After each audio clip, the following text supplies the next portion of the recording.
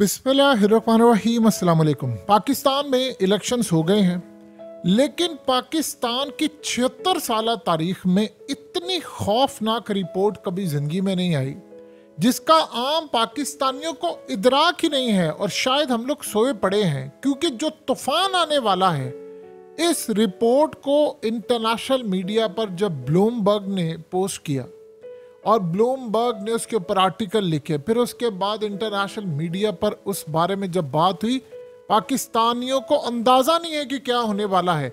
ये इतनी भयानक रिपोर्ट है कि वो उसका टाइटल ही है रेजिंग फायर, यानी इसका असल में उर्दू में तो तर्जुमा बनता नहीं है, वो तो होगा शदीद आग। एक ऐसी आग जो अनकंट्रोलेबल है, जो किसी के काबू में नहीं आएगी और सब कुछ जलाकर राख कर देगी। जंगल में आप आग लगाएं तो उसके बाद जलती जाती है और सब तबाह कर देती है। एग्जैक्टली ये हुआ है कि पाकिस्तान की इकोनॉमी पूरी तरह आग में लपेटी जाने वाली है। और इस रिपोर्ट में जो कहा गया है वो आप हैरान हो जाएंगे कि आज से पहले हमने ज़िंदगी में कभी नहीं सोचा। और पाकिस्तान की 75% आबादी इस तरह की चीज़ों में इंटरेस्ट ही नहीं लेती। अभी थोड़े से लोगों ने इंटरेस्ट लेना शुरू किया, लेकिन 25 करोड़ लोगों को पता ही नहीं है कि कौन सी आग लगने वाली है। देखिए, तैबद लैब एक इस्लामाबाद का थिंक टैंक है जो इंटरनेशनल सतह पर रिकग्नाइज है। उन्होंने रिपोर्ट जारी की है और उस रिपोर्ट में उन्होंने कहा है कि इतनी खतरनाक, असल में एडवाइजरी फर्म है और थिंक टैंक है, उन्होंने कहा है कि रेजिंग फायर एक ऐसी आग पाकिस्तान के अंदर लगने वाली है जो 25 करोड़ लोग मिलकर भी उस आग को नहीं बुझा सकते। वो कह रहे हैं कि पाकिस्तान का जो कर्जा है वो टोटली आउट ऑफ कंट्रोल हो गया है, अनसस्टेनेबल है। और उन्होंने कहा है कि इस वक्त पाकिस्तान अपना कर्ज अदा ही नहीं कर सकता। हम बिल्कुल इकोनॉमिक जो हमारी कंडीशन है वो तबाही की तरफ जा रहा है। उन्होंने कहा है कि IMF ने जो असेसमेंट दी थी वो सारी की सारी असेसमेंट इसके मुकाबले में कुछ भी नहीं है, क्योंकि अब जो उन्होंने वार्निंग जारी किया, उन्होंने कहा ये इतनी तबाहकुन है, इतनी तबाहकुन है कि IMF ने पिछली दफ़ा कहा था बॉर्डर लाइन पर हो। बॉर्डर लाइन ये होती है बिल्कुल आखिरी किनारा, उसके बाद आप सीधा बस तबाह हो जाते हैं, गिर जाते हैं। उन्होंने कहा कि बॉर्डर लाइन पर IMF ने कहा था, लेकिन ये जो रिपोर्ट है ये फार मोर डायर सिचुएशन वाली रिपोर्ट है, यानी इतनी तबाहकुन है कि उससे कई गुना ज़्यादा खतरनाक। यानी अब आप सिर्फ और सिर्फ 25 करोड़ के 25 करोड़ लोग अपना मुस्तकबिल दांव पर लगता हुआ देख रहे हैं। अब उसमें उन्होंने कहा है कि पाकिस्तान की इकोनॉमिक डिफ़िकल्टीज इतनी ज़्यादा हो गई है, फाइनेंशियल इंस्टेबिलिटी इतनी हो गई है कि इंटरनेशनल ट्रेड खतरे में है, गवर्नमेंट के लोगों को सैलरी नहीं मिलेगी, गवर्नमेंट सर्विसेज तबाह होने जा रही है, इंटरनेशनल ट्रेड खतरे में है, इन्वेस्टमेंट तो भूल ही जाए। और उन्होंने कहा है इमीडिएटली आपके पास सोल्यूशन क्या है, जरा सुनिएगा, जो आज से पहले कभी हमने देखा नहीं। उन्होंने कहा कि 125 अरब डॉलर से जायद कर्जा आपका चला गया है, और उन्होंने कहा है कि ये इतना तबाहकुन फाइनेंशियल क्राइसिस आने वाला है पाकिस्तान के अंदर कि पाकिस्तान के पास पे करने के लिए कुछ नहीं है, हमारे पास कुछ नहीं है। ट्रेड इंटरनेशनल स्तर पर देखिए, याद रखिएगा, जब आपके मुल्क में सियासी अदम इस्तेगाम होता है कोई पैसा नहीं आपको देता, और जिनका पैसा होता है वो भी निकालना चाहते हैं। कोई बंदा डिफॉल्ट ज़दा मुल्क में अपना पैसा इन्वेस्ट नहीं करता जहां पर लड़ाई झगड़े हो, धांधली के इल्ज़ामात लग रहे हो, स्टेबिलिटी ना हो। अब वो कह रहे हैं कि सोल्यूशन क्या है। उन्होंने पूरी चीज़ बताई है कि क्या सूरत हाल है, कैसे जा रहा है, कितना कर्ज है, कहाँ तक जाना है। लेकिन आप अंदाज़ा कर लें कि इसके बाद जो सूरत हाल है कि IMF के भी रोंगटे खड़े हो जाएंगे इस रिपोर्ट के बाद। अब वो कह रहे हैं, इस रिपोर्ट में उन्होंने बड़ा क्लियरली कहा है कि आपके पास सोल्यूशन क्या है।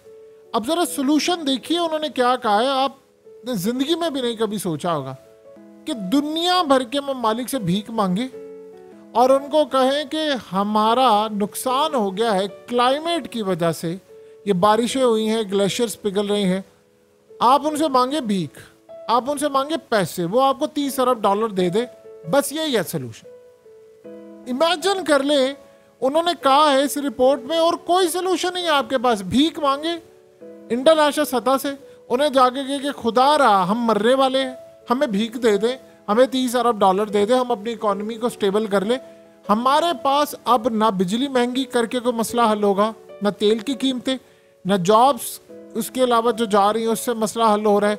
लोगों का कोई चीज नहीं, हमारे पास तनख्वाह देने को पैसे नहीं है। अब इस सूरत हाल में उन्होंने कहा कि पाकिस्तान डिफॉल्ट की तरफ जा रहा है, बिल्कुल डिफॉल्ट के ऊपर इस वक्त खड़ा है और इसके बाद हमारे पास कोई सोल्यूशन नहीं है। आप अंदाजा कर लें कि उन्होंने जो वर्ड यूज किया है रेजिंग फायर, ये असल में बड़ा पावरफुल वे होता है जिसमें बताया जाता है कि आपको तमाम, जिस तरह समझ लीजिए कि किसी बंदे को हार्ट अटैक हो जाए तो उसी वक्त इमरजेंसी में उसको लेकर जाया जाता है, उसका आप ट्रीटमेंट ना करें वो मर जाता है। वो कह रहे हैं ये आखिरी स्टेज है, यानी जो कैंसर की चौथी स्टेज होती है जिसमें आपका बचना बिल्कुल नामुमकिन है। वो कह रहे हैं कि हम कैंसर की इस स्टेज पर पहुंच चुके हैं। अनकंट्रोलेबल फायर, वो कह रहे हैं कि ऐसी आग जो कि पूरी तरह तबाह करी है, कोई सिचुएशन नहीं है आपके पास, सारे ममालिक आपको देख रहे हैं। और इस सूरत हाल में उन्होंने कह दिया है कि पाकिस्तान इस वक्त डिफॉल्ट की तरफ जा रहा है। और IMF की रिपोर्ट जो पहले थी पिछले साल तबाहकुन, वो तो कुछ भी नहीं है इसके आगे। IMF को तो पता ही नहीं है कि पाकिस्तान में इस वक्त जो सूरत हाल होने वाली वो क्या है। अब आप सोचिए ज़रा कि इस रिपोर्ट के बाद उन्होंने बता दिया है कि पाकिस्तान 2011 के बाद इस वक्त इतनी तबाही की तरफ चला गया है कि जहां अब आपको मुल्क बचाना मुश्किल हो गया है। अब आप सोचें ज़रा कि इसके बाद क्या होगा। हमारे यहाँ पर बंदर बांड लगी हुई है, फलाना आ जाएगा, एहतजाज है। ये भूल जाएं आप एहतजाज को, धांधली को, किसकी हुकूमत है किसकी नहीं है। आप बॉर्डर लाइन क्रॉस कर चुके हैं। देखिए आपने एक लकीर खींच देते हैं कि इससे आगे मौत है। और वो कह रहे हैं कि पिछली दफा IMF ने कहा था ये बॉर्डर लाइन पर आप खड़े हैं, यानी बिल्कुल अगर आपको हवा भी तेज चली तो आप दूसरी साइड पर पहाड़ से नीचे गिर जाएंगे और आप मर जाएंगे। अब वो कह रहे हैं कि उससे ज्यादा खतरनाक सिचुएशन है, बताइए उससे ज्यादा क्या होगी। अब आपके पास क्या सोल्यूशन है। IMF इस दफा आपको जब लेगा तो वो आपको पैसा देगा। वही बात है, आप जाएंगे सऊदी अरब, आप जाएंगे चाइना, वो आपको पैसा दे देंगे। वो तो इस रिपोर्ट देखिए, जो सऊदी अरब के अंदर जिन्होंने पैसा देना होता है वो सिचुएशन देख रहे हैं। हीथ्रो एयरपोर्ट की शेयर्स खरीद रहा है इस वक्त सऊदी अरब, और उन्होंने खरीद कर सारी सूरत हाल में वहाँ चेंज कर रहे हैं। उनकी एक एक एक्सपर्ट की टीम है, वो सारी सिचुएशन को एनालाइज करती है क्या हो रहा है। अब ये नहीं कहा जा रहा कि इन्वेस्टर आए फलाना, वो कहते हैं इससे बात ही नहीं बनेगी। आपने कैसे 40-50 अरब डॉलर जो है वो अदा करना है। आपके पास क्या है कि आपने इतने, यानी चंद सालों के अंदर जो अदायगी होती है फलाना, अब कैसे अदा करेंगे इतना पैसा। आपके पास कहाँ से आएगा पैसा। बाहर का इन्वेस्टर तो आपको पैसा नहीं दे रहा, वो कह रहा है मुल्क के अंदर तो अदम इस्तेहकाम है सियासी, और सियासी अदम इस्तेहकाम में तो जो ओवरसीज पाकिस्तानी होते हैं तकरीबन 1 करोड़ 20 लाख, वो तो आपको एक ढीला ना दे। 20-22 लाख तो 1.5-2 सालों में चले गए हैं बाहर।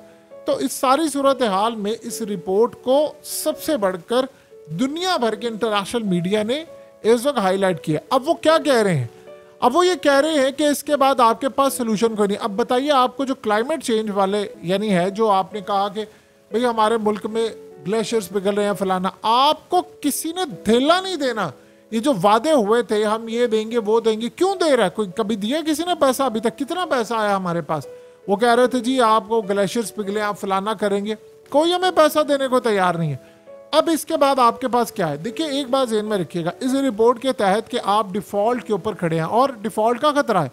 अगर खुदा ना खास्ता अगर डिफॉल्ट आप कर जाते हैं, देन व्हाट नेक्स्ट, क्या होगा फिर? सूरत हाल ये होती है जब आप डिफॉल्ट कर जाते हैं तो आपकी जो करेंसी है वो 200-300-400 रुपये तो वैसे ही ऊपर चली जाती है, यानी जो सूरत हाल है वो बिल्कुल। और सबसे बढ़कर खतरा ये पैदा होता है कि जो ममालिक आपको पैसे उन्होंने आपके रिजर्व्स में रखवाए थे वो आपसे अपना पैसा मांगते हैं। वो कहते हैं जी भाई आप पैसे दें, और फिर वो आप पर टफ कंडीशंस लगाते हैं कि इनफ इज इनफ, बहुत तमाशा कर लिया तुमने, इंतहा हो गई है तमाशों की, खत्म करो इस सारी सूरत हाल को। और वो आपको कहते हैं कि बस तमाशा आपने बहुत ज्यादा कर लिया। एक ही रात में आपकी कीमतें आसमान पर चली जाती हैं। आप सैलरीज देने के लिए, जिसमें इसमें वर्ड यूज किया गया है कि गवर्नमेंट सर्विस के लिए आपके पास पैसे नहीं, सरकारी मुलाजिमीन को तनख्वाह देने के आपके पास पैसे नहीं होंगे। आप बताइए, आप सरकारी मुलाजिमीन को जब पैसे नहीं देंगे तो आपका मुल्क कैसे चलेगा। इसके बाद जो असल सूरत हाल पैदा होती है कि फिर आपसे जो जिन लोगों ने आपको संभालना होता है वो आपसे आकर वो बातें मनवाते हैं जो एक न्यूक्लियर ताकत को नहीं माननी चाहिए। ये बात ज़हन में रखिएगा, एक न्यूक्लियर ताकत को वो बातें नहीं माननी चाहिए जो फिर ये कर्ज देने वाले इदारे आपको आकर कहते हैं, वो सबसे पहले आपकी सिक्योरिटी कंप्रोमाइज करते हैं। तो इस सारी सूरत हाल के अंदर हमारे लिए इस वक्त इतनी ज़्यादा परेशानी की सूरत हाल है, इतनी ज़्यादा कि हम अगर आज इसको ठीक करने की कोशिश करेंगे, आज अगर हम सिंसियरली, तो हमें कम से कम 10 से 15 साल चाहिए। अब बताइए कि इस सारी सूरत हाल में जब मुल्क के अंदर हम बेचैनी पैदा करेंगे, असल में इसका हल क्या था? इसका हल एक ही था, जो उस वक्त के फॉर्मर प्राइम मिनिस्टर ने दिया था कि भाई हम IMF से छुड़ाएंगे जान। हम कहेंगे अपने ओवरसीज पाकिस्तानियों को, जिनमें तकरीबन 10 से 20 लाख लोगों को कहेंगे कि यार आप इन्वेस्ट करें, आप पैसा भेजें पाकिस्तान, हम आपको पूरी एक स्कीम बनाकर देंगे, आप पैसा दें, इन्वेस्टमेंट भेजें, और हमें IMF की ज़रूरत नहीं है। लेकिन इस सारी सूरत हाल में पैसा वो कब भेजेंगे? जब मुल्क में इस्तेहकाम होगा। देखिए, ये जो हमारी खाम ख्याली होती है कि इन्वेस्टमेंट कोई देगा, सबसे पहले याद रखिएगा मिडिल ईस्ट की कंट्रीज, आप मलेशिया को देखें, आप दुनिया के और बहुत सारे ममालिक को देखें, आप सऊदी अरब को देखें, जिन ममालिक के अंदर अमन होता है सिर्फ वहां पर इन्वेस्टमेंट आती है। लोग, आप बताइए, आप किसी ऐसी जगह पर प्लॉट खरीदने के लिए जाएंगे या घर खरीदने के लिए जाएंगे जहां पर आपको पता चले जमीन झगड़े वाली है, कल को मेरा प्लॉट कब्जा हो सकता है उस पर। आपके मुल्क के अंदर जो बड़ी बड़ी ऑटोमोबाइल कंपनीज हैं, या आपके मुल्क में जो गाड़ियां, फैक्ट्रीज और ये सारी बंद हो रही हैं, क्या जो बाहर बैठा हुआ इन्वेस्टर है या जिन्होंने आपको पैसा देना है, वो आपकी सूरत हाल को वॉच नहीं कर रहे? उनको नहीं पता कि जो पहले, जैसे मिसाल के तौर पर शेल है, हमने शेल के जो शेयर्स हैं वो बेच दिए, शेल कंपनी यहाँ से फारिग हो रही थी, तो क्या बाकी पेट्रोल कंपनीज को नहीं पता कि इस मुल्क में क्या हो रहा है? क्या उसका इम्पैक्ट नहीं जा रहा इंटरनेशनल सतह पर? जब इस रिपोर्ट में कहा गया है रेजिंग फायर, तो इसका क्या मतलब है? इसका ये मतलब है कि आप लोग मुकम्मल तौर पर, जी हाँ, इस बात को समझिए कि आप लोग मुकम्मल तौर पर ऐसी आग में झुलसने जा रहे हैं जिसको आप रोक नहीं पाएंगे। अब पाकिस्तान के अंदर अवाम को या आम बंदे को इस सारी सूरत हाल का नहीं पता। देखिए, इस श्रीलंका के अंदर भी ये सूरत हाल चल रही थी, लोगों को अंदाजा नहीं था क्या हो गया। अब श्रीलंका की आप अगर जाकर हालत देख लें, उसको सेट होते होते 30-40 साल लगते हैं। देखिए, जो मुल्क जितना बड़ा होता है उनके मामलात खराब है। जब डिफॉल्ट कर गया था श्रीलंका, तो श्रीलंका में 400 के करीब डॉलर चला गया था। आपके मुल्क में ऑलरेडी 305 टच कर चुका है। आपका हुजम बड़ा है, आप 25 करोड़ की आबादी वाला मुल्क है, न्यूक्लियर मुल्क है। आपके इर्द गिर्द जितने ममालिक हैं उनको देखे, इंडिया को देखे, 700 अरब डॉलर के करीब ज़खायर आसमान पर पहुंचा हुआ है। अफगानिस्तान को देखे, वो डेट फ्री हो गया है। आप इधर देखे ईरान को, ईरान 34 अरब डॉलर तो सिर्फ खाली तेल से ऑफिशियली कमा रहा है, और बाकी जो वो कमाई कर रहा है उसका आप अंदाजा लगा सकते हैं। सोचे ईरान कितनी कमाई कर रहा है कि ईरान यमन को भी पाल रहा है, यमन मिसाइल मार रहा है, अमेरिका पर मार रहा है, बरतानिया पर मार रहा है, जंग उन्होंने छेड़ी हुई है। और यमन के साथ साथ आप देखिए वो हिजबुल्ला को भी पाल रहा है, फिर वो हमास की भी मदद कर रहा है, और शाम इराक पे वहाँ पर भी पैसा लगा रहा है। तो सोचे वो किस तरह कमाई करता है, उनके पास क्या सूरत हाल है कि उन्होंने इतने मामला अपने हल किए हुए। तो हमारी सूरत हाल क्या, हम कहाँ पर खड़े हैं? हमारे बारे में क्लियरली ये बात वो कर रहे हैं कि जी हम बिल्कुल अपनी एक ऐसी आग आने वाली है कि 25 करोड़ लोग उसमें झुलस जाएंगे और कोई बचाने को तैयार नहीं। अब बताएं कि इस रिपोर्ट के तहत IMF के जो जितने नुमाइंदे होते हैं, जब आपने कर्ज लेना है, जो मार्च के बाद की सूरत हाल बड़ी खराब हो रही है, तो वो आपको इसी रिपोर्ट की बुनियाद के ऊपर कहेंगे। अब बताएं आप क्या करेंगे? वो आपको कहेंगे कि जी यूनिट जो है वो 400 रुपये ये महंगा कर दो फी यूनिट, या आपको कहेंगे कि पेट्रोल की कीमत 200 रुपये बढ़ा दो, या आपको कहेंगे कि प्रॉपर्टी की सेल परचेज पर 50% टैक्स लगा दो। यानी अब आप क्या करेंगे? या आपको कहेंगे कि लोगों को के अपनी किडनियां निकाले और निकाल कर आप बेचने की तैयारी करें और इससे आप अपना कर्ज चुकाएं। यानी इसमें आप देखिए, सोल्यूशन ये नहीं है कि आपको किसी ने, उन्होंने कहा कि जी आप जाएं उनसे भीख मांगे और वो आपको देंगे, नहीं, ये सोल्यूशन नहीं है। सोल्यूशन एक है, सियासी इस्तेहकाम आए और जो जीता है उसको इक़्तिदार जब सौंपा जाता है तो ओवरसीज पाकिस्तानी हंगामी बेसिस पर आप मुल्क में फौरी तौर पर अमन कायम करेंगे, उनके पैसे की करेंगे आप हिफाजत, और बाहर से आएगा पैसा, वो आपको पैसा देंगे और उससे आप अपना मुल्क चला सकते हैं। अदरवाइज आपके पास सोल्यूशन ही कोई नहीं है। सोचे इंटरनेशनल सतह पर वो आपको बता रहे हैं कि ये सोल्यूशन है कि आपको सिर्फ पैसा मिले, और पैसा वो क्यों देंगे? यानी आप सोचें क्लाइमेट चेंज का मसला जब हुआ और हमारे यहाँ पर सूरत हाल सारी पैदा हुई, तो उसके बाद अब तक कितने ममालिक ने हमारी हेल्प की है, कितने घर बनाए हैं, क्या सूरत हाल। और खुदा ना खास्ता जितनी गर्मियां पड़ना शुरू हो गई है क्योंकि हालात बदल रहे हैं, मौसम बदल रहा है, एक आधा इस तरह तूफान फिरा है, आप खड़े हो सकते हैं, आप उसका अंदाजा नहीं लगा सकते क्या सूरत हाल होने वाली है।